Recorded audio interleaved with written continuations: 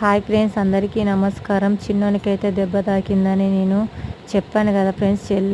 చెయ్యి అయితే బాగా అవస్థ అవుతుందంటే పరకలకైతే చిన్నోడైతే పోయి చెయ్యి అయితే చూసుకున్నాడు. దానికైతే ఇస్తా తీసిరు.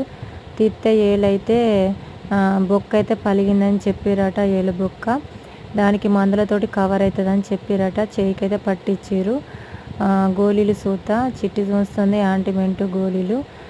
చిన్నోడైతే తీసుకొచ్చుకున్నాడు. చాలా అవస్థ అయింది చిన్నోనికి. పని చేయలేకపోయిండు. చిట్టు చేసింది కొన్ని పనులు.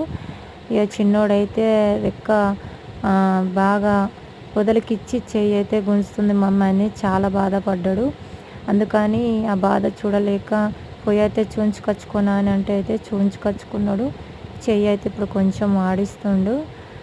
జ్వరం వచ్చింది చిన్నోనికి. ఇవి అయితే సరే ఫ్రెండ్స్. చెయ్యి అయితే మీ అందరికైతే చాలా రుణపడి ఉంటాను. మాకు సపోర్ట్ చేసి హెల్ప్ చేసే వాళ్ళకైతే మేమైతే చాలా రుణపడి ఉంటాం. అందరికీ చాలా ధన్యవాదాలు.